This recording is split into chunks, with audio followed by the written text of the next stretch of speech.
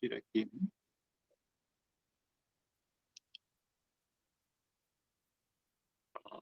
Pessoal, alguém quer fazer a prece? Vamos elevar o nosso pensamento a Deus e a Jesus, agradecer, Pai, por esse momento, por essa oportunidade que temos, o estudo dessa doutrina maravilhosa. Vamos pedir para o nosso irmão Fabiano, que vai nos conduzir o nosso trabalho de hoje. E assim, Pai, queremos dar por aberto o nosso estudo de hoje. Que assim seja. Que assim seja. Que assim seja. Na verdade, todos nós vamos conduzir, né, amigo? A gente só vai controlar mais mesmo a questão do horário e a mediação para que a gente possa se escutar. Eu vou projetar, então, para nós aqui um materialzinho. Deixa eu só pegar aqui.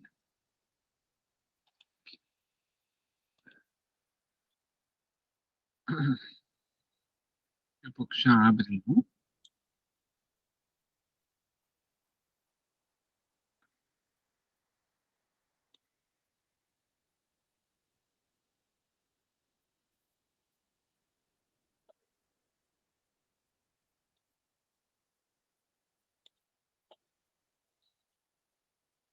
Receberam todos? Dá para ver na tela? Tá bom, então. Seguindo o nosso roteiro de estudo, então entramos no capítulo 10. E ele está intitulado com um recomeço difícil e purificador. Semana passada, então, Mauro, a gente viu toda aquela parte do trabalho espiritual, né? E agora nós vamos, após as mesas mediúnicas, após os atendimentos fraternos, tu vê que o plano espiritual, né, retomando essa proposta, ele age um pouco mais diferente de nós. Né? Nós já vamos no impulso, assim, de querer, na hora que a pessoa pague pelo crime, ela tem que sofrer e aquela coisa toda, o que, claro, que realmente ninguém está dizendo que ele não cometeu um erro em um crime que ele cometeu. Só que entre o que nós achamos, aquilo que nós acreditamos, e entre o verdadeiro tratamento, é uma distância, né? Então, quem é mais doente, né? No caso ali é o Mauro. E doente não é sempre cuidando, tá? Não é nesse sentido, não é um olhar como um doente no sentido de, digamos assim, não, ele é um pobre coitado, então ele faz o que quer e isso por si só cobre o erro dele. Não, não é nesse sentido. Então, eles estão aqui apresentando para nós, através de um discurso de caso, uma nova proposta de pensar, tá bem? Recomeços, porque nós somos espíritas, e uma casa espírita ela está aberta a novos recomeços. E a justiça? Bom, a justiça cuida de Deus, não nós, tá? Porque ele vai ser, sim, né? Ele vai ter que ressarcir isso. E nós vamos receber esses casos aí na casa espírita. E aí também lembrando que, assim como o Mauro, nós também somos reincidentes nos erros, tá? E igual ao Mauro, e talvez pior que o Mauro. Nada, lembrando sempre, é para justificar o erro do Mauro, mas a gente precisa também entender que não estamos isentos, né? A noite avançava, vou ler aqui para nós então. A noite avançava com seu crepe escuro bordado de estrelas lucilantes muito longe. O silêncio invadia a cidade, somente interrompido pelas onomatopeias naturais e a movimentação de alguns transeúntes noctivagos. A casa paroquial estava mergulhada em sombras quebradas apenas por algumas velas acesas diante de ídolos impassíveis em relação ao sofrimento humano. Como podiam realmente aquelas estátuas, trabalhadas com beleza, quase perfeição, entender o drama e a agitação dos homens inquietos e aturdidos do báratro existencial, fossem representações legítimas daqueles que houveram dedicado ao bem e ao culto do dever, quando na Terra, com o único objetivo, estimularem a mente ao direcionar-lhes, tornando-as exequível. No entanto, o culto àquelas imagens sobrepunha-se à vinculação com as pessoas desencarnadas que pareciam representar, permanecendo inútil. Deixa eu mais um pouco aqui para nós. Mauro encontrava-se alquebrado, parecia haver envelhecido em poucas horas. Após a confissão e o sincero arrependimento que o dominava, embora estivesse em atitude angustiosa, buscando Deus com pensamentos, sentia-se constrangido ou confrangido e envergonhado sobre o trucidar da culpa. Repassava pela memória os acontecimentos da infância e a fuga do genitor se destacava no calendoscópio das recordações. Apresentava-se hediondo e infernal, debochado e insensível ante a aflição do filho, que lhe se submetia à selvageria sem qualquer respeito pelo ser humano ou compaixão pelo rebento da própria carne. Deixa eu subir mais um pouco. À medida que se aprofundava a mente nas evocações perturbadoras, mais se afligia, não podendo dominar a caudal de lágrimas que lhe escorriam a face ardente. Quase em febre de horror por si mesmo, vimos então acercar-se-lhe um indigitado perseguidor que, se utilizando da angústia que dominava o sacerdote, começou a transmitir-lhe telepaticamente ideia de fuga do corpo físico. O irmão Anacleto, sempre vigilante, solicitou-nos que concentrássemos no chakra central do paciente e, ao fazê-lo, pude captar a indução pertinaz contínua. Vou parar por aqui. Aí, se alguém se prontifica a ler para nós o resto, por gentileza.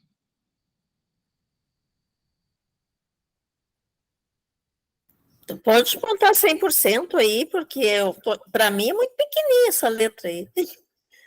Sou ceguinha.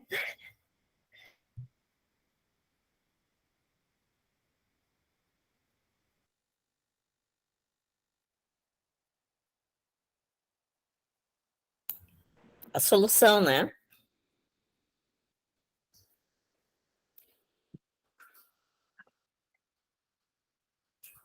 Posso ler?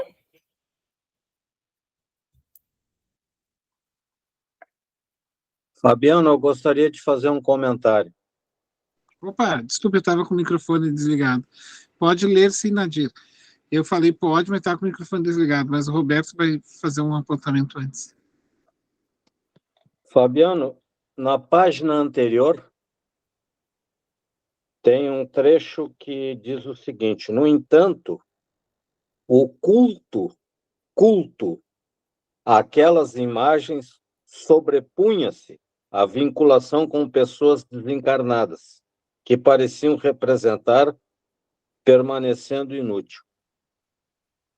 Fabiano, eu por diversas vezes tenho ouvido a esse respeito, mas eu não tenho conhecimento de alguém que faça adoração a uma imagem.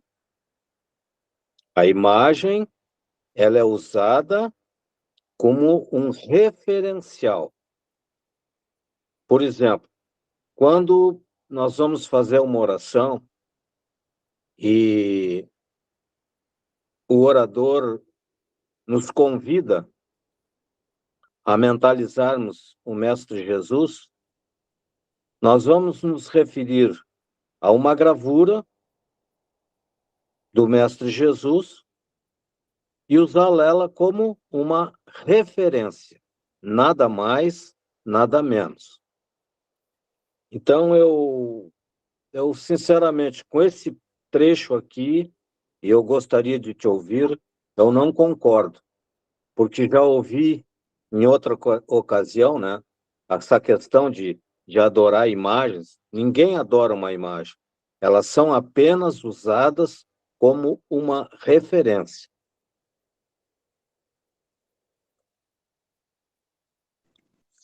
Vamos ler esse trechinho, então. Ó.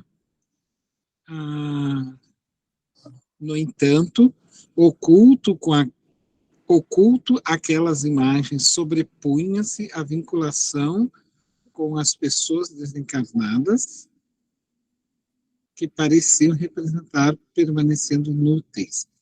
Eu não entendi o que ele quis dizer aqui, ó. Sobrepunha vinculação com as pessoas desencarnadas. Alguém só sabe me explicar? O Fabiano, eu penso que é mais ou menos o seguinte.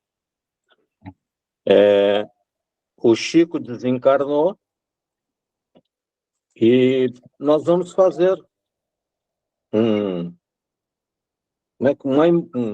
uma escultura, vamos dizer, no tamanho original do Chico, né? E lógico que no momento que nós tivermos uma dificuldade, nós vamos nos colocarmos diante, vamos ver agora já daquela imagem, né? E ali nós vamos conversar com ele. Mas nós estamos conversando mentalmente com o Chico, não com aquela estátua que está ali na nossa frente. Sim. É aquela coisa, lá em Pedro Leopoldo, eu tirei uma foto abraçado numa estátua dele, isso não significa que eu fui a Pedro Leopoldo e abracei o Chico, né? Então, aqui, sinceramente, eu não entendi, mas o pouco, né?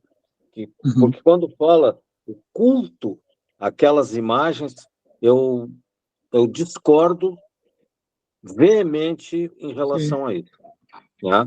E eu vou te explicar rapidinho, Fabiano. Sim. Não, mas é que ele cabe a críticas também, né? É assim, ó, eu estive na Umbanda há quase 40 anos, tenho imagens da Umbanda na minha casa, né? E quando eu me recolho naquele canto ali para orar, eu não estou orando, idolatrando aquelas imagens ali. Elas estão comigo há quase 50 anos, eu tenho um carinho, porque elas ornamentam o meu ambiente, eu as mantenho iluminadas 24 horas, e eu acho que não é por isso que eu vou deixar de dizer com muito orgulho que hoje eu sou um espírita a caminho, estou estudando, né? E nunca adorei, nunca vi ninguém, naqueles quase 40 anos que lá eu estive, adorando uma imagem, de maneira nenhuma, né? Como sou contra algumas coisas que se faz lá, né? Aquelas oferendas, aquelas coisas, né? Eu prefiro pegar o dinheiro de uma oferenda, comprar de feijão e arroz e levar lá para o JEAC para distribuir para as famílias assistidas, né? Mas esse trecho aqui, Mas eu acho que ele fez uma crítica à Igreja Católica ali, tá? Ele quis dizer o seguinte, assim, como podiam realmente aquelas estátuas trabalhadas com beleza e quase perfeição entender o drama e a agitação dos homens inquietos e aturdidos no báratro existencial? Aí ele faz essa pergunta. Aí depois ele diz assim, ó, fossem representações legítimas, se elas realmente fossem uma representação legítima do dever que a igreja, aqueles caras deveriam fazer, né? Aí ele bate assim, ó, se elas fossem, ele não disse se elas, né, se fossem representações legítimas daqueles que se houveram dedicado ao bem, ou seja, vamos dizer que tem ali a imagem de Agostinho, então se realmente a imagem fosse para ser praticada no sentido de que o próprio Agostinho que fez ao bem, o culto do dever quando na Terra, com o único objetivo de estimular a mente e direcioná-la para o inequívoco. Daí ele coloca assim, no entanto, daí a crítica dele, tá? No entanto, o culto àquela imagem se sobrepunha à vinculação das pessoas. Somente elas... aí eu botei aqui a palavra sobrepunha, e ela diz assim, ao mesmo que antepunha, acrescentava, seguia ou justapunha. Então, poderíamos botar aqui, vamos ver se eu estou entendendo a colocação dele, que pareciam representar permanecendo ali inúteis, porque, na verdade, aquilo não estava resolvendo o problema dos equívocos da pedofilia da igreja, entende? As pessoas estão usando o culto das imagens e cometendo seus erros, seus crimes. Então, eu acho, vamos por assim, também não está claro para mim, mas eu acho que ele fez uma crítica à igreja. Não, Fabiano, eu senti isso com uma crítica, e nesses 5 anos que eu estou estudando a doutrina, que tem me esclarecido muito, muito em relação... Nós pregamos que a crítica a outra linha de pensamento, diferente da nossa, ela deve ser respeitada. Sim. Eu vou mais adiante um pouco. Mesmo que ela seja totalmente errada, é problema de quem está errando. É aquela história. Eu vou Sim. lá e te peço desculpa. Tu não me desculpa. O problema passa a ser teu. A minha parte eu fiz. Eu faço mais ou menos um paralelo. Então tem um detalhe. Eu sou radicalmente contra qualquer crítica que se faça a qualquer outro segmento que não seja o meu. Sim. Se eles idolatram, se eles fazem oferenda, se eles... Entendeu? É problema deles. Né? Eu vou me ater 100% ao que a doutrina está me explicando. Por quê? Uhum. É aquilo que nós temos falado seguidamente aí, né? É uma fé raciocinada. Certo. Né? Não, aqui a gente sempre tem que ter esse cuidado, né, que a gente não precisa comprar toda a informação. O autor, ele também está passível de críticas, né, porque ele é um espírito como nós. Bem? Mas está perfeito, tudo. Vamos seguir ou tem mais alguma questão para falar? Não, para mim era só isso. Tá bom. Aí a gente diz assim, eu fico com o Chico, né? O Chico tinha as imagens dele lá, os santinhos dele que ele gostava, que ele recebia de presente. Por isso o Chico era o Chico. Aqui o Filomeno ainda está muito longe de ser o Chico Xavier. Né? Ele faz uma crítica dele, muito, muito própria dele, mas também que não desvalida toda aqui a pesquisa, todo o estudo. Né? Com absoluta certeza. Exatamente. Por exemplo, eu estou aqui já no 10º capítulo e até agora eu tenho visto só coisas fantásticas, muito, muito boas, né? Sim. E é esse detalhezinho aí, né, Fabiano? Não, com certeza. Não passa disso. Onde é que nós paramos, então? Paramos em pertinaz contínua.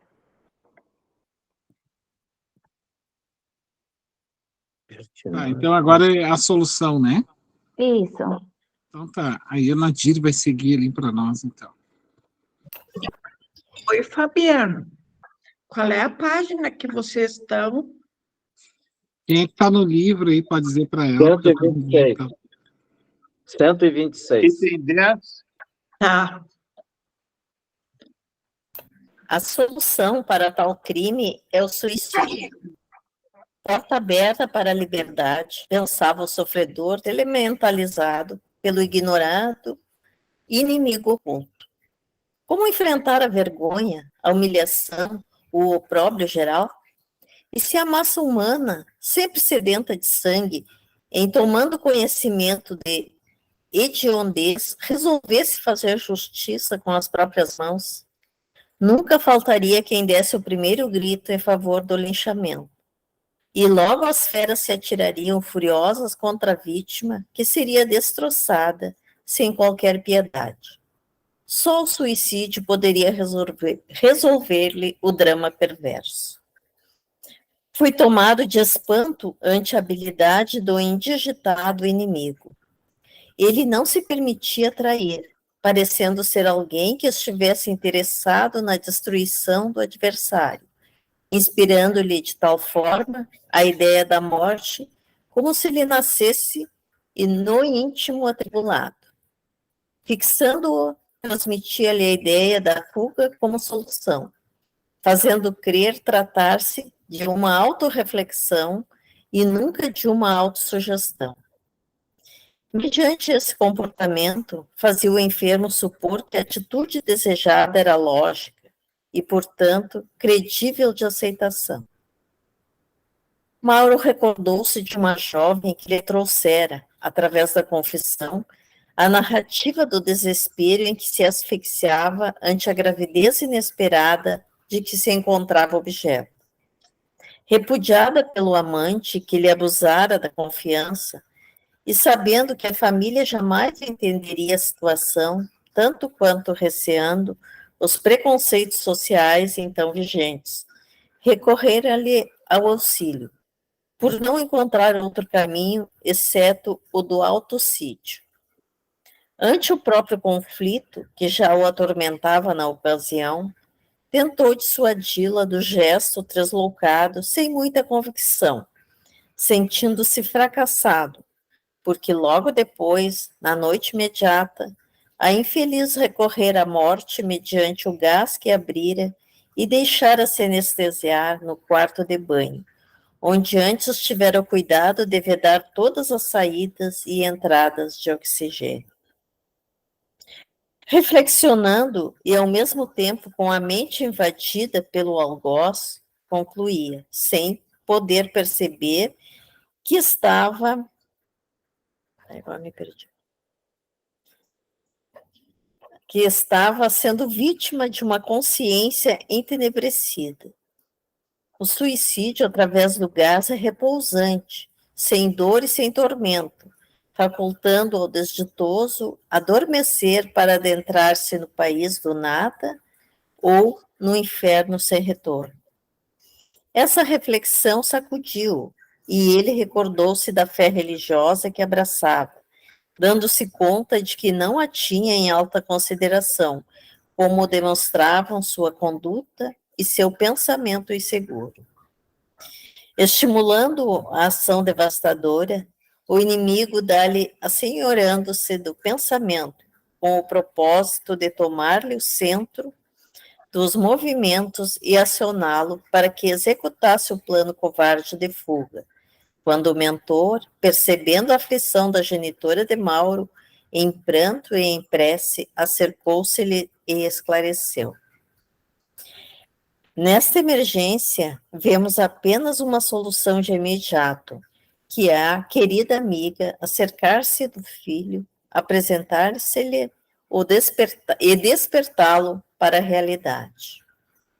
De imediato, concitou-nos a mim, a Dilermano e a dona Martina, que nos concentrássemos firmemente, oferecendo-lhe energias próprias para o cometimento, enquanto sugeria-lhe que focasse o campo mental do filho e chamasse-o nominalmente várias vezes, com o que ela anuiu confiante.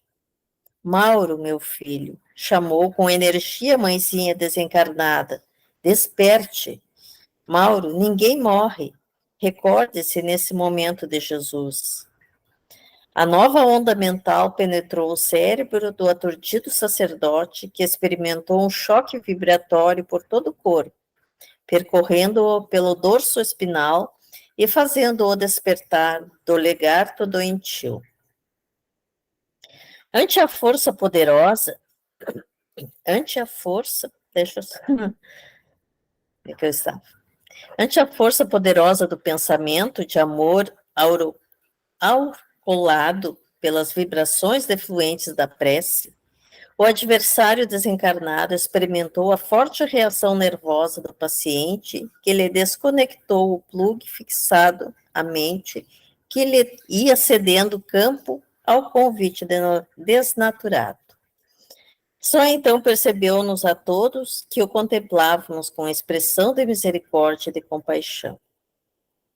Experimentando um estado superior alterado de consciência, Mauro pareceu escutar o apelo materno e inesperadamente pôde detectá-la à sua frente com os braços distendidos em atitude de quem desejava afagá-lo, tombando de joelhos e exclamando: Mamãe, é você? Um anjo do Senhor que veio em meu socorro? Sou a tua mãezinha de sempre, que retorna como anteriormente a fim de ajudar-te neste instante grave de tua existência. O Senhor deseja a morte do pecado, nunca do pecador. Não há mal para o qual não exista remédio, nem ação nefanda que possa ser considerada irrecuperável. Pare e pense. O teu é um erro hediondo, mas o amor do Pai é infinito e pode albergar todos os crimes para diluí-los, ajudando os criminosos a se recuperarem a fim de auxiliarem as vítimas que infelicitaram. O rapaz estava confuso, num misto de alegria e de sofrimento, convulsionado pelo pranto e ardendo em febre de desespero. Dando prosseguimento, ela se fez mais enfática. Este é o teu momento de redenção, meu filho. Foi longa a marcha degradante que te permitiste, e agora te exige uma recuperação demorada e de sublimação. Não te recuses ao dever de sorver a taça na qual apenas depositaste fel, vinagre e mirra. É o teu momento de espiar, nunca de fugir para lugar nenhum, porquanto o suicídio somente piorará o quadro de tuas aflições. Aproveite esse breve instante e recompõe-te mentalmente, preparando-te para experimentares as mais cruas dores e rudes humilhações, afinal decorrentes dos teus próprios atos, mas que te oferecerão os meios para ajudares a todos quantos feristes os sentimentos de pureza e de dignidade, conferindo-te meios para a ascensão que te aguarda. Entrega-te a Jesus e nele confia. Nunca desfaleças e crê no divino auxílio. Até breve, meu filho. Mauro desejou prolongar aquele colóquio quase sublime, mas não teve tempo, porque a figura veneranda começou a desvanecer-se, deixando a suave sensação de paz no coração dilacerado do jovem, enquanto dúlcidas vibrações de paz invadiam o recinto como resposta dos céus às aflições e preces da terra. Não suportando a cena de ternura, o réprobo e perseguidor Sandeu retirou-se blasfemando, furibundo.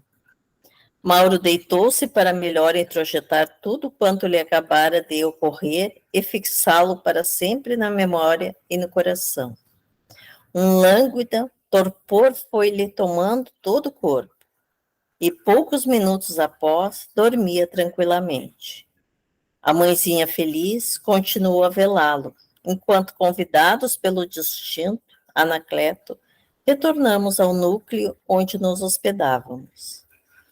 Nesse comenos, quando seguimos na direção da casa de amor e luz, utilizando-me da proverbial bondade do amigo, interroguei-o. De quem se tratava a entidade que induziu Mauro ao suicídio? Isso porque em nossa convivência, naqueles poucos dias, não tivera oportunidade de conhecê-la. Não se fazendo esperar, o amigo generoso esclareceu. Conforme nos recordamos, Madame X celebrou-se no período napoleônico pela insensatez e cobiça, utilizando de suas mansão-bordel para as extravagâncias nas quais infelicitou muitas pessoas. O infeliz que, ora, ou induz ao suicídio, embora se encontre na roupagem carnal de Mauro, é mais um daqueles que foram dilapidados nos sentimentos e trucidados na razão, face ao desbordar de paixões que a infeliz Proserpinessa, Proserpinessa de luxo se permitia na sua corte de despravado, na qual misturava favores sexuais com interesses políticos, tornando-se agente de conciliábulos perverso, que mutilaram muitas pessoas. Vitimado naquele período pela astúcia de um inimigo junto à política vigente, Madame interpretou a sua queda, conduzindo-o a uma armadilha muito bem urdida, na qual perdeu a existência corporal, além de ter enlemeada a memória. Tá bom, Silenciando. Uhum. Só para a gente dar uma Sim. uma refletida, né? Tu quer falar uma coisinha, alguma coisa? Até quero, sim. Ali quando ele fala, né, sobre como tem, assim, muito a ver sobre a morte ali, que é como aquele que quer se matar, ele não quer se matar, ele quer matar o problema, né? E era o que ele queria matar o problema. Mas não é, ninguém morre. Quando as pessoas querem se matar, assim, é porque eles não querem se matar, eles querem matar o problema que eles têm, a situação daquele momento. Sim. E era isso que ele queria nesse momento também. Até porque o instinto de sobrevivência na qual nós temos, por isso é preservado em nós, nós não temos, o André Luiz chama o calderaro, vai falar para o André Luiz que nós não temos 3 cérebros, nós temos um cérebro dividido em 3 partes. Nós temos o céfalo, o tronco encefálico e a parte do reptiliano que está no tronco encefálico, que é essa parte que vai para a coluna espinhal. Ali nós temos um cérebro réptil, e é onde se produz basicamente um instinto. Esse instinto, ele é exatamente para nos colocarmos em a vida como em primazia, sabe? Por isso nós temos rapidamente assim, esse instinto de sobrevivência. Algumas áreas, por exemplo, do nosso corpo, elas não obedecem porque eu quero. Tá? O coração não bate porque eu quero. E ele não vai parar de bater só porque eu vou dizer para ele, para de bater. O meu estômago não vai, né, o meu pulmão, eu não vou dizer para ele, para de respirar agora. Ele não vai parar de respirar só porque eu disse. A não ser que eu, conscientemente, o tranque. Mas o instinto é tão forte que ele me obriga, né? Então, para burlar esse instinto, tem que ser um processo muito, por isso o suicida ele é reincidente, ele já treinou isso há muito tempo. Ele vai se cortando, os jovens, né, principalmente as crianças, não crianças pequenas, mas os jovens, eles se cortam com gilete. Então quando tu pegar assim, calor de 40 graus lá, e tu vê um jovem com aquelas roupas quase morrendo de suor, sabe? Uma sinalização. O que está escondendo, né? Tá 40 graus de calor, esse cara com essa camisa comprida e blusão. Aí tu puxa, às vezes, a roupa, tá lá uns cortezinhos assim, de gilete, porque eles vão testando o instinto e vão enganando esse instinto, e aí vão testando a dor, porque depois a dor do ato, ela se torna melhor, porque já se habituou, sabe? Então, o coração, por exemplo, ele não bate porque eu quero, né? Tem um disparo que ele recebe dessa área do réptil, que não tem querer, ataca ou fuga, e nesse caso ele dispara porque tem que ter sobrevivência, o corpo tem que viver, ele dispara lá pro... Quando a gente coloca uma... como é que a gente coloca no coração ali quando dá um problema? Tem um aparelhinho que a gente Marca-passo. Marca-passo. Exatamente, Vanessa. O marca-passo natural do coração, né? Ele fica sempre ali, fazendo que o coração fique naquele pêndulo, né? Então, Na frequência, né? Isso, porque senão ele não vai se depender lá de mim, de ti, aí diz assim, ó, coração fica batendo, coração fica batendo, coração. Daqui a pouco a primeira coisa que a pessoa me chamou a atenção que eu paro de dizer pro coração, o coração para de bater, eu morro. Vocês entendem? Então, é preciso vir dessas estruturas. Por que eu estou falando isso? Porque é muito forte o corpo, viver no corpo. Ele luta o organismo físico constantemente pela vida. Então, por isso, quando a pessoa já consegue se suicidar, pode ter certeza, ele já é reincidente de outras existências no suicídio. Por isso é mais tranquilo fazer de novo. E como a Nadir falou, né, a morte é uma ilusão, que ninguém morre, e acha que vai fugir, assim. Mas é porque daí a pessoa perdeu todas as esperanças, né? Todos os caminhos possíveis, assim, porque se afundou no seu drama, né? Ele se afundou no seu drama. E aí, realmente, nessa hora, tem que haver intervenção. Assim como nós gostaríamos que tivesse intervenção para os nossos filhos, se eles estivessem. Quem de vocês abandonaria seus filhos num drama desse? Não abandonaria. Né? Acho que poderia até ser uma dor dupla, né? Pelo mal que ele fez às outras pessoas, mas também por saber que é seu filho. Então, a gente quando traz para o regaço da gente, a gente vê que não é tão fácil assim, tá? Como a gente pensa. Mas há mais alguma questão que vocês querem pontuar, falar, antes de nós seguirmos? Eu quero, Fabiano. Sim.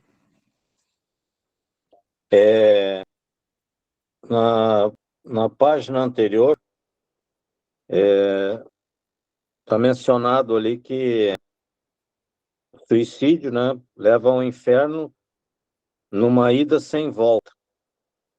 E logo a seguir, diz ali que o pai quer a morte do pecado, não do pecador. Então, ali eu acho que também há uma contradição, né? O suicídio vai levar ele para um umbral, ele vai, que nem a André Luiz ficou lá 13 anos, e daqui a pouco ele acorda, fruto de uma consciência que ele pode tomar, alicerçado nas orações que são feitas, né? Então, ali eu também acho que dizer que o inferno sem volta, não, tem volta sim para o suicida, e eles terão oportunidade, depois de, às vezes, muitos, né, ficam muitos anos, né, nesse sofrimento, mas eles terão oportunidade de retomarem a sua caminhada. É isso, Fabiano. Não, eu creio que ele deve ter usado a terminologia de sem volta, porque vai ser um suplício, né? Não, ele vai ter que viver aquele suplício. Tá? Não tem o que fazer, assim, nesse sentido, porque é um ato que ele tem uma resposta bem forte, tá? E começa que ele não sai assim porque quer desse lugar, vai ter que ficar um tempo, e depois ele vai ter que ressarcir isso numa outra existência, assim, é uma coisa, por isso tem que pensar mais, porque depois sem, não tem volta nesse sentido, eu acho que, nesse caso eu acho que eu entendi o Filomeno, não tem mais volta, tu vai ter que viver essa situação. Tem Fabiano, como voltar. eu entendi que isso foi uma ideia do Mauro, por ser da religião dele católica, né? Por eles entenderem que o inferno não tem retorno. Por eles viver eternamente no inferno. Isso foi uma ideia dele, né? Porque ele é um sacerdote, né? Ele é um padre, então é uma ideia dele de inferno eterno, não é uma ideia de espíritas, né? Então, Sim. isso no momento foi uma ideia dele, eu vou viver num inferno eterno. Porque é isso que eles acreditam, né? Nesse inferno eterno. Sim. Eu não tinha pensado também nesse pensamento. É que eu não me identifiquei ali, passou um poucos, mas esses essa fala é do mentor, né? Ele é do... Sim, mas no contexto de que ele pensou nisso, Ah, né? sim. Ele pensou isso. O Mauro pensou isso. Ele viveria no inferno eternamente. Entendi. Uhum. Então tá ótimo. Alguém mais quer fazer alguma colocação antes de seguirmos?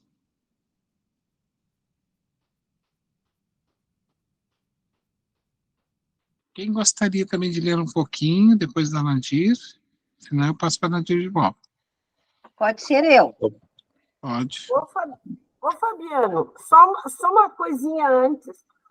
Aquela parte ali, ó, que fala ali dessa pessoa que está mandando aquele pensamento suicida no Mauro, ele foi alguém que Mauro prejudicou também? Eu fiquei meio em dúvida ali. Tu viu que ele explica que a Madame X causou vários problemas, né? Sim. Isso eu entendi, que ela causou, né? Mas daí diz assim, na roupagem... Inclusive, levou uma pessoa ao suicídio. Hã? Ela levou uma pessoa ao suicídio. Ah, tá. E ele vem atrás do Mauro? Mais um. Mais um. Ah, então. Não, é que eu fiquei meio na dúvida, senão eu vou perguntar, porque eu fiquei na dúvida ali, né? Aí eu disse, não vou me o Mauro é a certificar. Madame X. Isso. Pois é, daí, tá, agora eu entendi, né, que agora ela... E ele veio perseguindo ele também, né? Então, Exatamente. Tá bom, obrigado, amor, obrigado. Isso. O Mauro é a Madame X, que foi que pegou o menino, tirou das mãos, né? Lembrem, do pai, e usou dos poderes políticos da época. Aí, depois, o que aconteceu?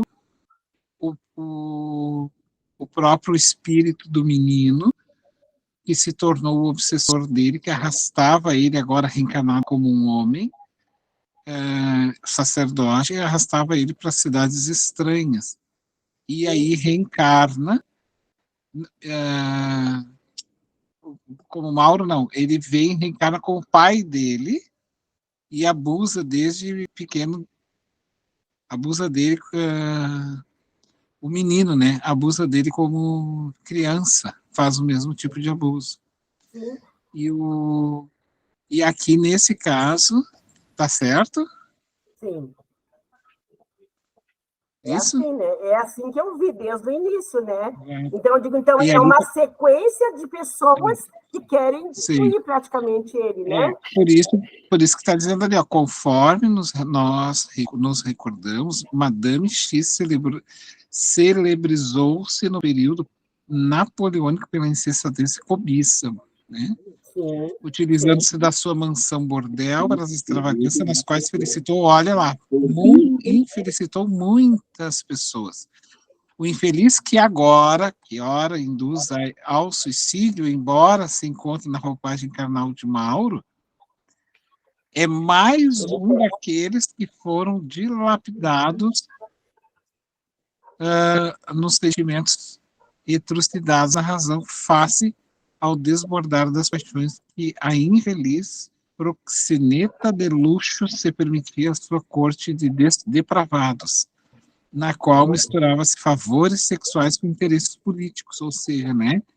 Ah, tu me consegue isso, eu te mando outra pessoa, aquela coisa toda, tornando-se agente, né, perverso e mutilando muitas pessoas.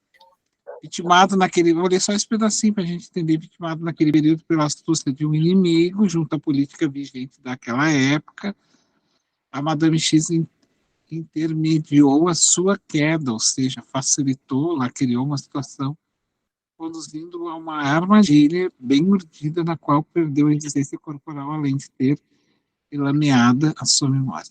Além de ter sujado a memória da pessoa, ainda levou aquilo.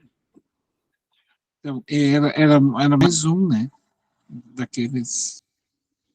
das relações obscuras, né, que a pessoa tinha. E eles todos, nesse momento, estão perseguindo, estão vendo a fragilidade, eu acho, né, Fabiano, dele, e estão se aproximando mais ainda, né, dele, Exatamente.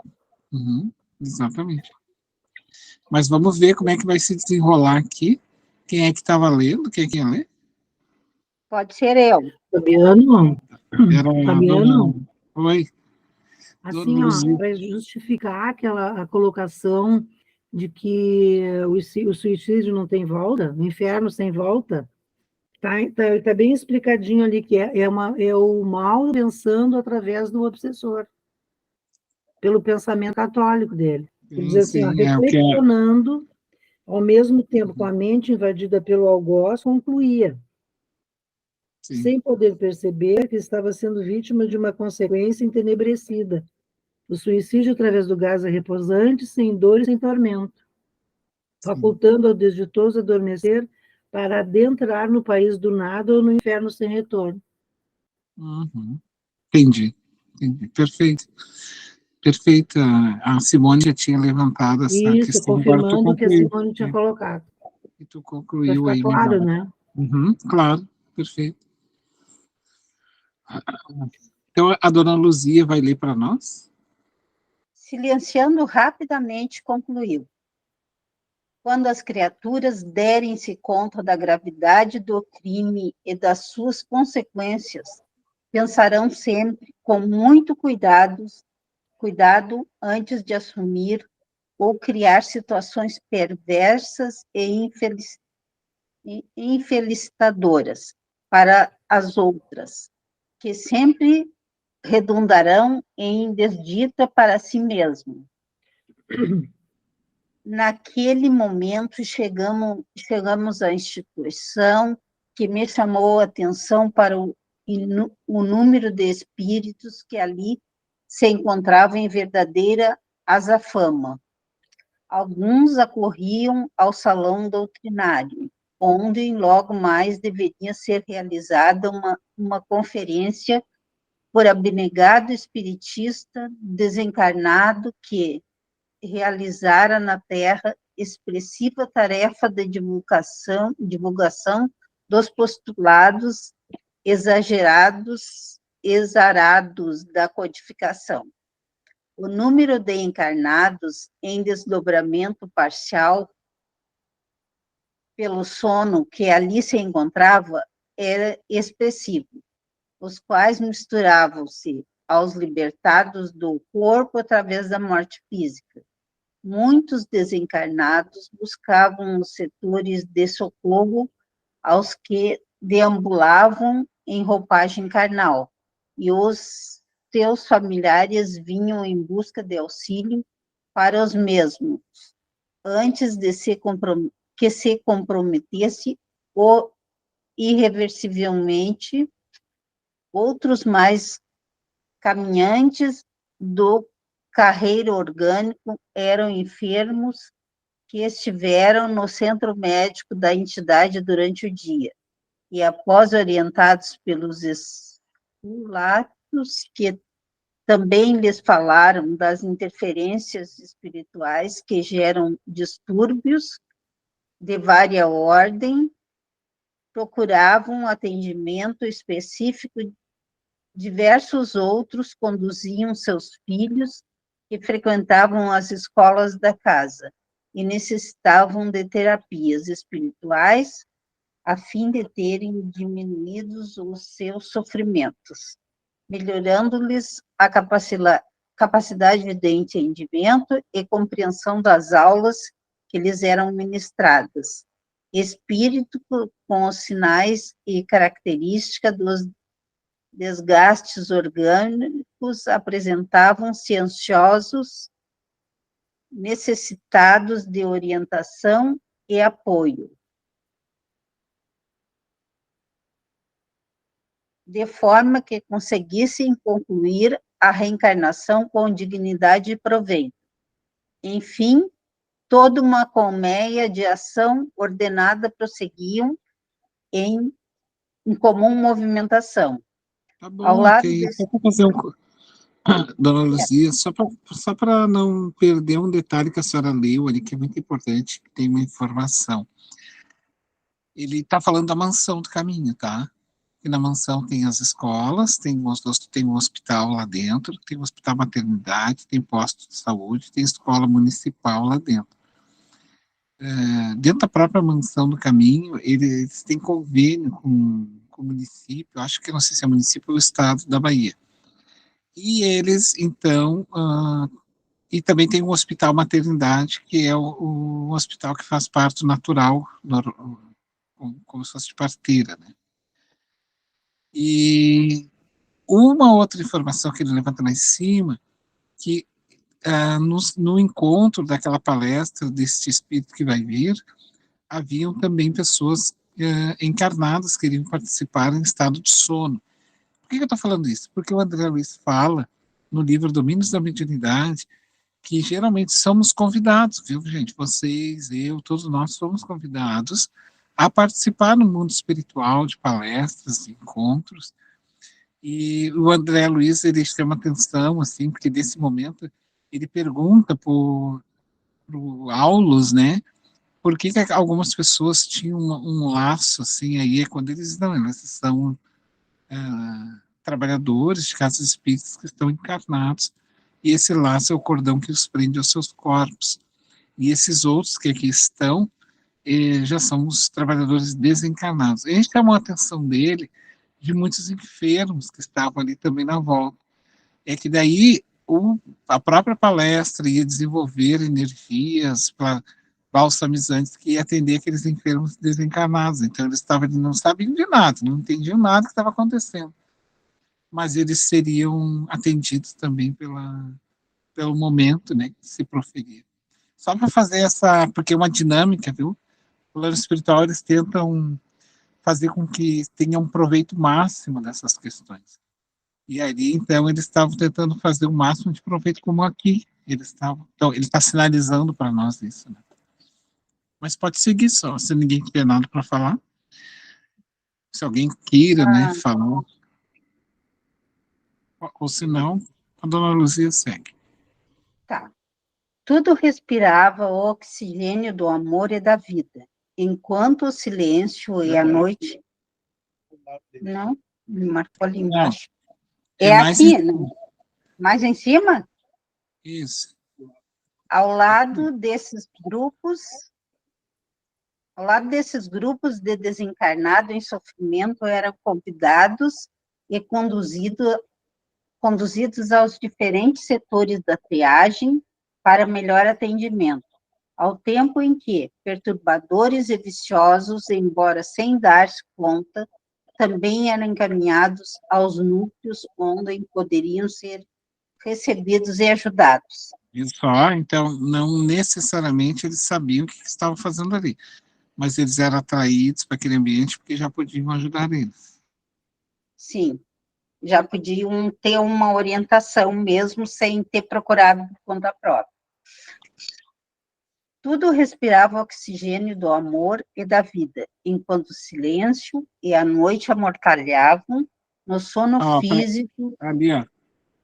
Tudo respirava o oxigênio do amor e da vida. Então, era produzido energias balsamizantes ali como oxigênio, entendeu? De vida. Sim. Deixa eu mais. Tá. Eu marquei ali, eu vou ler do início de novo. Tudo respirava o oxigênio do amor e da vida, enquanto o silêncio e a noite amortalhavam no sono físico os homens e mulheres recolhidos aos lares. Não obstante, a movimentação enriquecedora caracterizada pela ação do bem e da caridade. Não nos detivemos em qualquer daqueles setores onde se encontravam os necessitados. O irmão Anacleto seguiu diretamente à sala mediúnica, já a nossa conhecida, na qual deveria desenvolver-se o estudo para uma ação meritória que teria lugar posteriormente. Assim, acompanhamos o amigo e adentramo-nos pelo recinto dedicado ao intercâmbio com o mundo espiritual, que se encontrava igualmente repleto. Não era uma reunião como as anteriores, que tinha por objeto atender os desvareios dos desencarnados em comunicações mediúnicas. Ali se encontravam alguns espíritos nobres, acompanhados de assessores que deveriam discutir uma questão de importância que seria delinear. A chegada do benfeitor, todos se rejubilaram. Pude então detectar a superioridade espiritual do mesmo, que se apagara para estar conosco e atender ao apelo de Dona Martina em favor do filho desorientado e enfermo. Após as saudações e apresentações, conforme sempre também acontece na sociedade terrestre, o recém-chegado expôs. Esta reunião tem por objetivo os estudos de um plano delicado, em benefício de um espírito que há várias décadas experimenta o horror na cidade das paixões servis, que auxiliara a erguer antes de mergulhar no corpo e para onde retornou após a turbulenta desencarnação, pelas circunstâncias em torno da gravidade do cometimento. Todos nós deveremos ungir de sentimentos de compaixão e de misericórdia para com os sicários que com ele convivem, de modo que nos recordemos da imprescindibilidade da oração e da vigilância, tendo em mente que todos somos espíritos imperfeitos em processo lento de renovação e de crescimento para Deus. Olha que interessante, vamos dar uma paradinha aqui.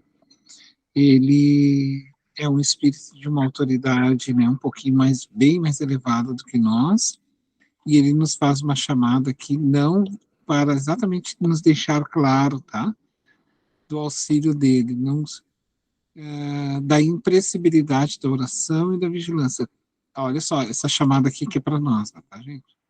Tendo em mente que somos espíritos imperfeitos. Um processo lento. O que mais? Parabéns. Certo. Uma chamada processo. Oi? Tu pode passar para outra pessoa ler? Sim, posso sim, não, mas só para nós terminarmos aqui, ó. Sim. Tendo em vista, até o fim ali, lê para nós. Tendo em vista, onde botei em azul? Tendo em mente que todos somos espíritos imperfeitos em processo lento de renovação e de crescimento para Deus. Isso, exato. Ele está deixando claro que antes de nós entrarmos na ideia de julgamento, que nós não nos esqueçamos disso, tá? Porque assim como o Mauro... Não nos esqueçamos que nós somos também culpados também, estamos no mesmo caminho, no mesmo barco, digamos assim. Exatamente, em outras circunstâncias, em outros tipos de erros, de outras formas. E que nem por isso a bondade de Deus nos deixa de atender. Então, que a gente tenha sempre a compaixão, entendendo que não somos juízes, porque nós não reencarnamos para isso. Nós reencarnamos aqui para aprender, né? E melhorarmos. Se alguém quer falar ponderar alguma questão, por gentileza, só fale, senão a gente vai passar a palavra, daí para outro ler para nós.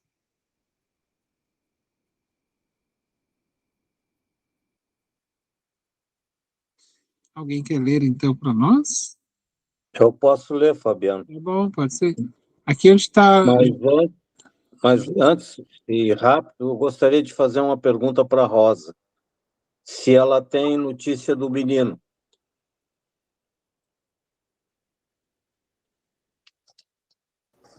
Sim, o som da Rosa está fechado. Sim. Sim, seu Roberto, graças a Deus, a gente está Ele tá entendendo a situação, a família está entendendo, e ela parece que já está fazendo um trabalho numa casa espírita. Eu não cheguei a entrar muito, porque essa semana eu não tive muito bem da gripe, eu não quis ter contato assim, com eles muito próximos, mas pelo que ela me falou, né, ela está fazendo um segmento dentro da casa espírita, pedindo socorro, né, e onde ela está sendo muito bem atendida. E eu acredito que o rapaz também, né, e todas as nossas preces que nós fizemos, isso aí também foi um grande momento, eu acho que enviou, sabe, a coisa se conduziu bem mais fácil. Agradeço a todos que tiveram essa mentalização por esse meu amor, tá, gente? Muito obrigado a todos.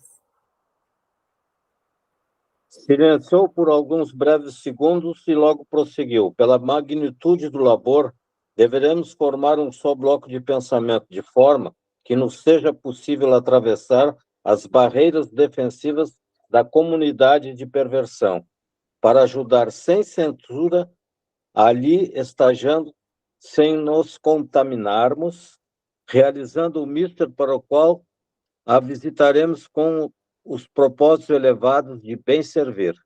Fazendo uma pausa oportuna, a fim de ampliar o campo das explicações, referiu-se. A história conta-nos complexos e variados comportamentos atribuídos ao Marquês de Sade, de dolorosa e perturbadora memória. Considerado por uns como grande novelista, por outros é tido como um atormentado portador de distúrbios mentais e emocionais, especialmente no que diz respeito à conduta sexual, que passou à posteridade como praticante de tormentosas aberrações no campo da sodomia e de outras criadas pelo seu desvário. A grande verdade é que descendia de uma família das mais nobres e distintas da Provença, nascido em Paris, havendo na juventude ingressado na cavalaria aos 14 anos, de onde saiu na condição de segundo tenente, fazendo parte do regimento do rei. Logo após, durante a Guerra dos 7 Anos, na Alemanha, alcançou o posto de capitão. Em 1763, havendo regressado à França, seu país natal, casou-se com uma das filhas do presidente Montreuil, havendo sido, de alguma forma, enganado, porque amava a outra filha, a mais jovem, que a família encaminhara ao convento, causando ao capitão um grande desgosto e arruinando-lhe a vida interior. Posteriormente, ele deu início aos tremendos atos de desregramento moral, através de um escândalo inicial que o envolveu com uma jovem que fora barbaramente maltratada, o que impôs ao marquês o seu encarceramento no castelo Saumur. O bondoso e sábio amigo silenciou por um pouco, como se desejasse sintetizar a história tormentosa do infelizmente célebre marquês, logo dando prosseguimento. Nasceu como Donatien Alphonse François de Sade, herdeiro dos títulos de conde de marquês. Depois do inditoso acontecimento, foi transferido para o cárcere em Lyon, ali ficando por breves 6 semanas, logo posto em liberdade, o que lhe facultou nova prática hedionda em Marsella, crime esse que lhe valeu a pena de morte pelo parlamento de Aix, tendo-se em vista a barbaridade com que o mesmo fora praticado. Libertado da condenação, hábil como era, nas artimanhas de que se utilizava, conseguiu seduzir a cunhada, retirando-a do convento e fugindo com ela para a Itália. Os bons fatos, porém, não lhe foram favoráveis, porque logo depois a mulher que parecia amada desencarnou, e ele tentou voltar à França, havendo sido novamente preso e fugindo após, de forma que pôde dar prosseguimento à sua existência insensata e degenerada. Foi novamente preso e liberado, para, por fim, ser encarcerado em Paris e encaminhado à Bastilha.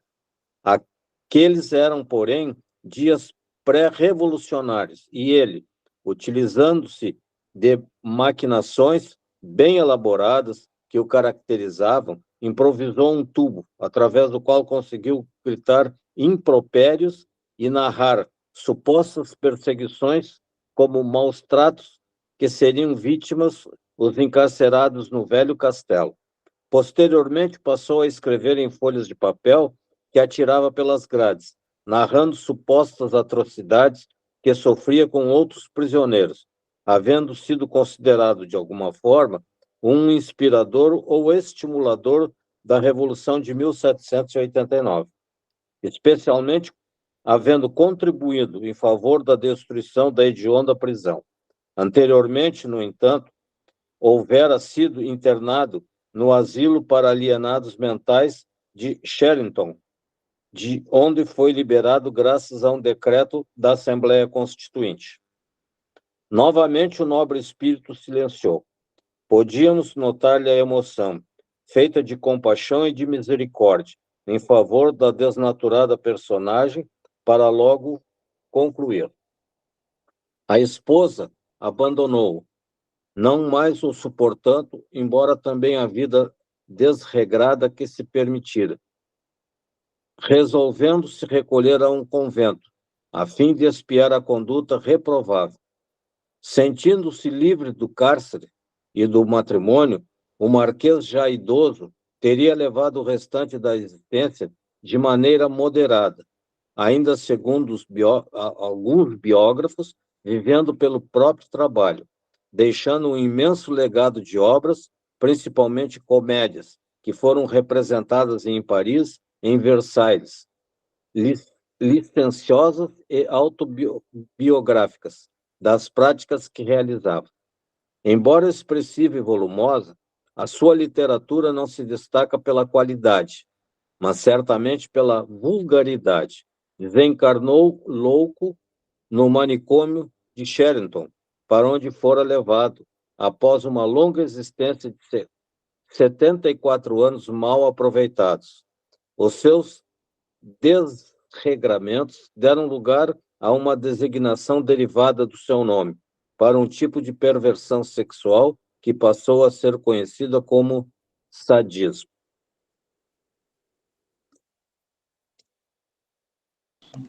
Nós terminamos. Ele vai... Vocês já tinham ouvido, vocês já ouviram falar do Marquês de Sade? Aí sai a... Por isso tem a...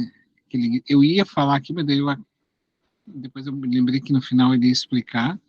Então, a expressão sadismo, de sádico, vem do próprio Marquês de Sade, tá? Vou mostrar para vocês aqui um momentinho, só um pouquinho que eu vou mostrar. E o Marquês de Sade é um desses líderes, né, dessa cidade no mundo astral inferior, aonde fica se fecundando lá, né, as inspirações do... Vou mostrar uma imagem para vocês. Se quiserem pesquisar na história, né, aí tem na história para fazer essa pesquisa.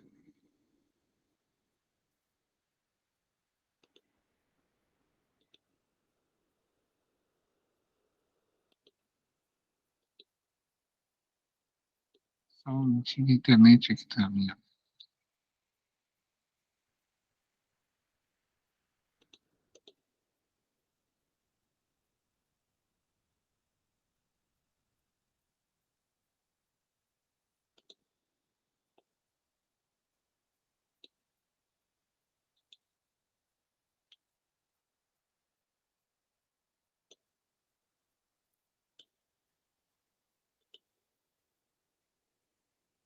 Ele não está entrando.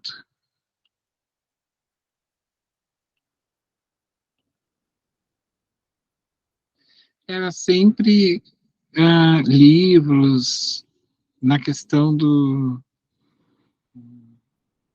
das questões sexuais. Era a pornografia da época, a revista pornográfica da época. Não existia foto, não existia imagem, então era como se fosse... Porque os romances de época eram esses, assim, mais sádicos, mais tudo. Então, ele fazia fazia sempre nesse intuito, assim. Só que ele era muito depravado. Ele, inclusive, eles tinham, o próprio Marquês de Sade, eles tinham relações sexuais com animais, assim. Não era só com, entendeu? Era uma coisa do sadismo louco, assim.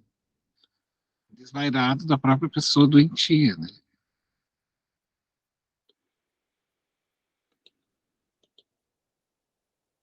Vamos ver se vai aparecer.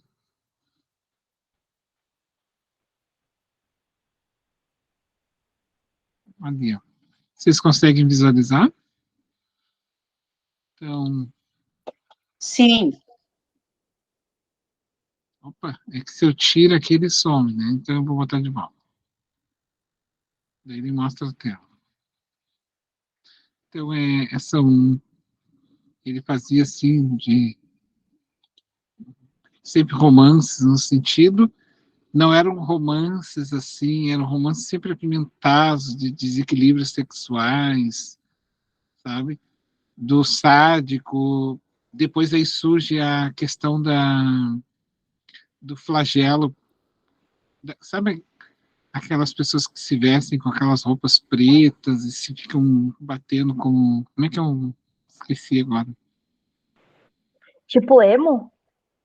Não, Não não, sei o não. teu nome. Não é eu.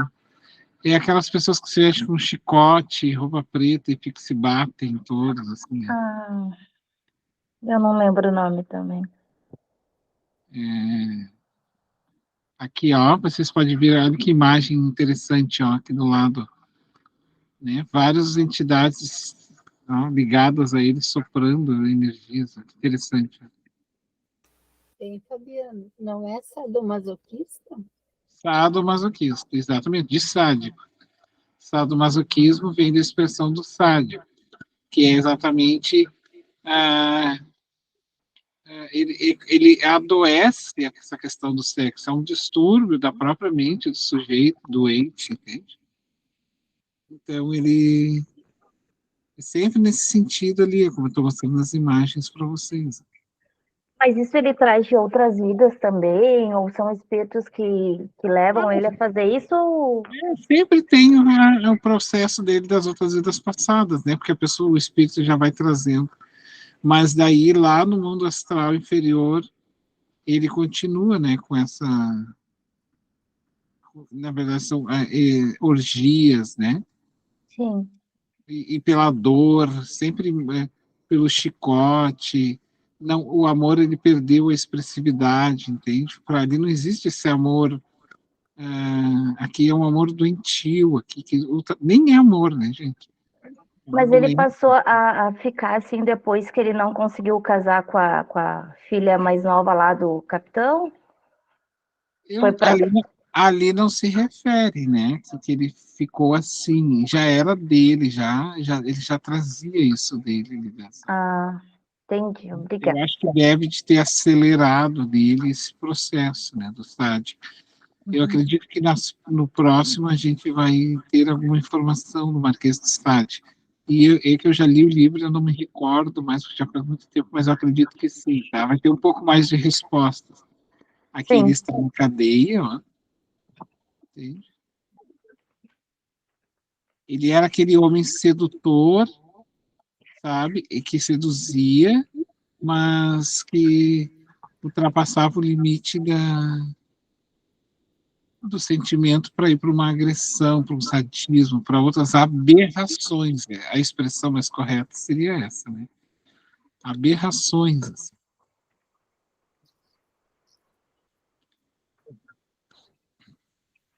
Então tá, gente, só para mostrar assim, um pouco da ilustração. Alguém gostaria de falar alguma questão?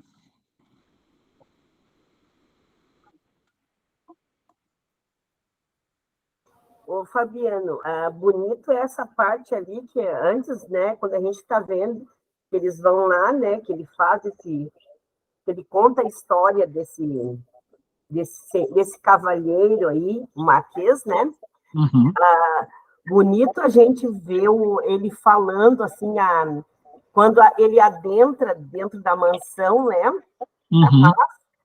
A reverência daquelas pessoas junto ao Anacleto, né? Uhum. Ao mentor, né?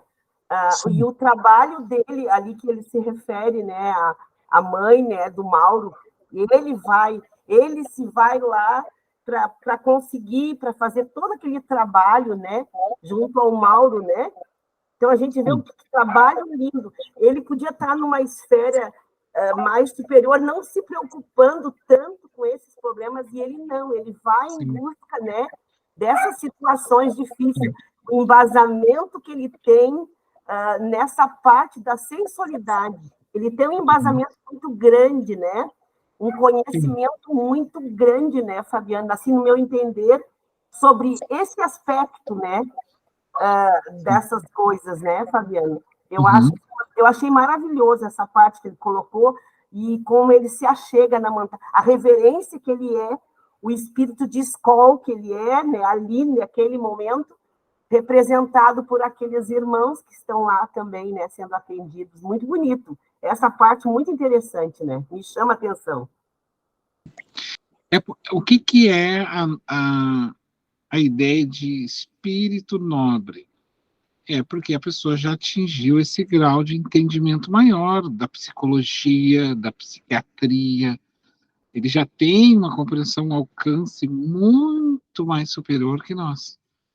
Então, ele não se atém ao pecado, mas sim ao pecador. Vocês entendem? Então, não é o resultado, mas o sujeito.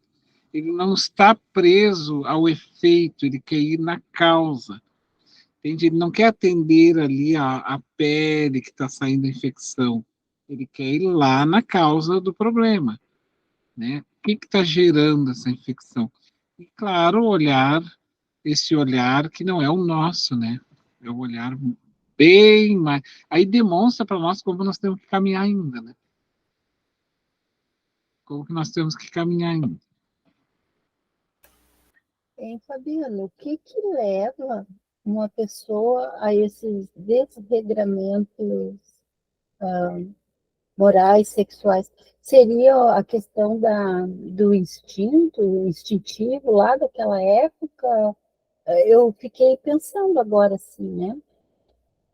Porque uns vão por um lado, porque outros não vão, se tem a ver, não tem a ver. Eu penso que começa lá numa fala que o espírito lá, quando levou o Mauro, diz, né, que ele falhou quando ele não era vigilante na oração. Lembrem que ele dizia, né, que ele não era vigilante na sua oração, ele foi indo e foi se deixando levar, gente.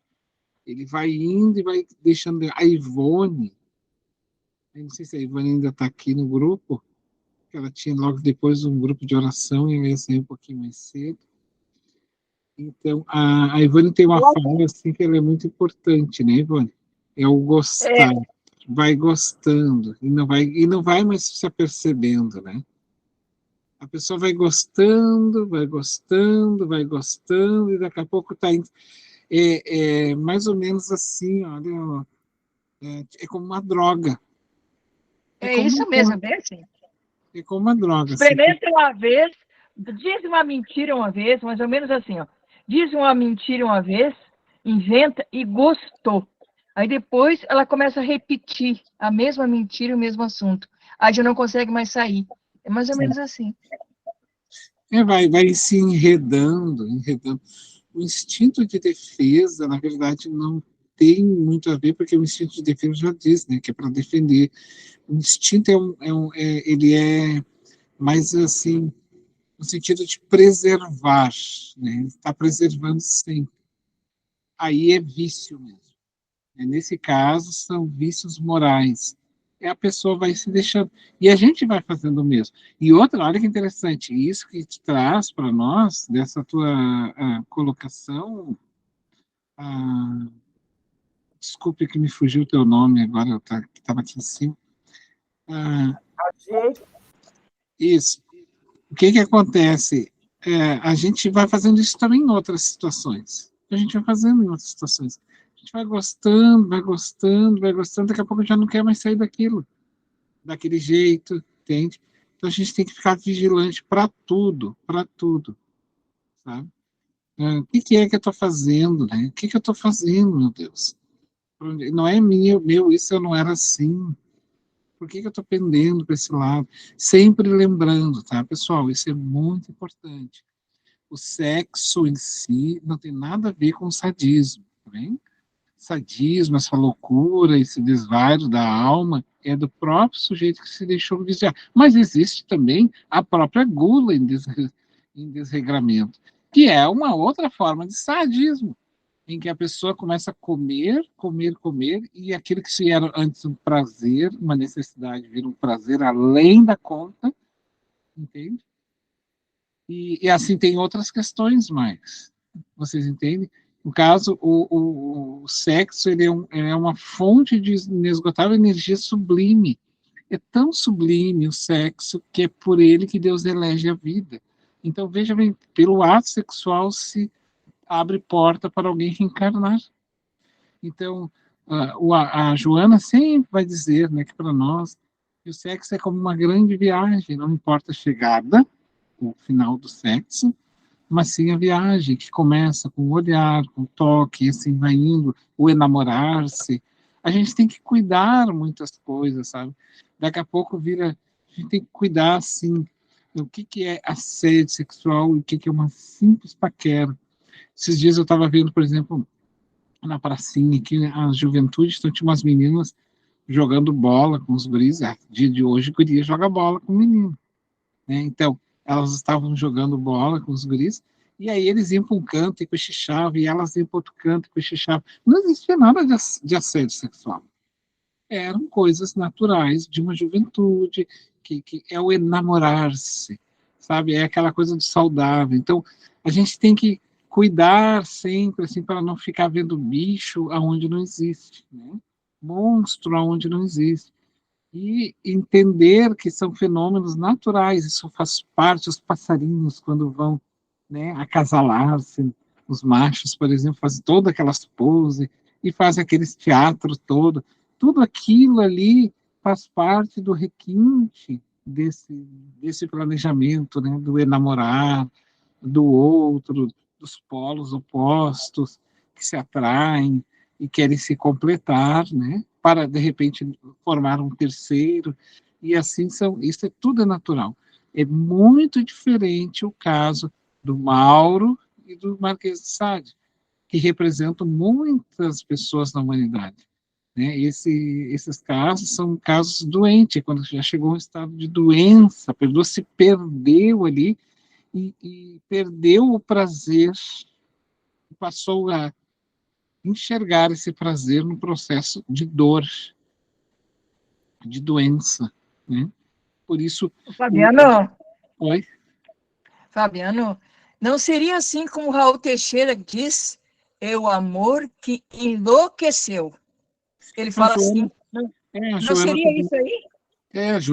A Joana tem essa expressão também, né? É o amor Raul enlouquecido. Teixeira tem também, o amor que enlouqueceu. Ele está enlouquecido, mas na verdade não é o amor, né? Mas a pessoa... É o espírito. O espírito ali ficou enlouquecido e ele vai ter que resgatar isso de novo. Vai ter que buscar isso de uma outra forma, vivenciando. Aí vem os espíritos amorosos, né? Nos alertar, nos conduzir no colo, renascer de novo, para tentar amar, aprender a amar. Pessoal, a gente chegou no finalzinho. Se alguém ainda queira, eu passo a palavra para o seu Homero, mas ainda temos um tempinho, podemos falar um pouco aqui. Temos ainda uns minutinhos, né, seu Homero? Temos 6 minutinhos ainda. Cabe perguntas, respostas, sugestões. Tá?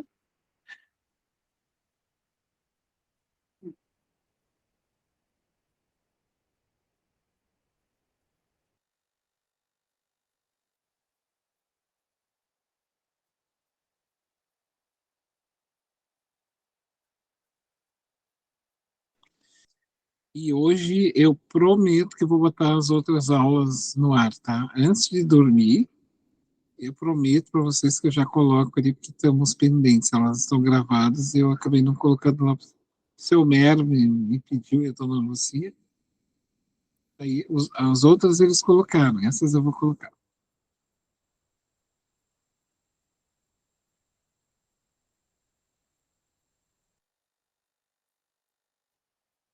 Tudo ok, pessoal? Alguém quer fazer a prece para nós?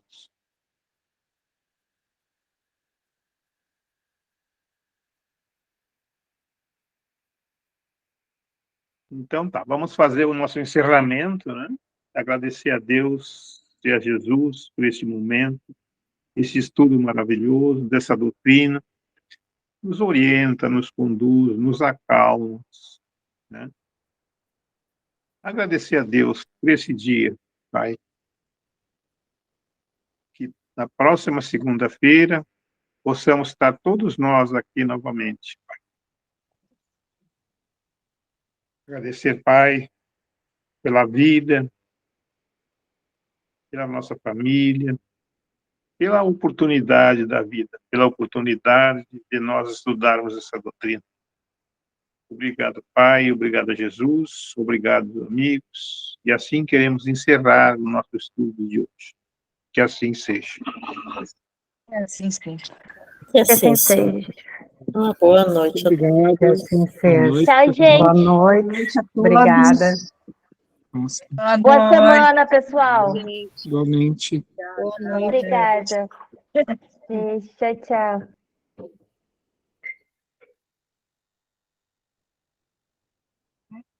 Pelo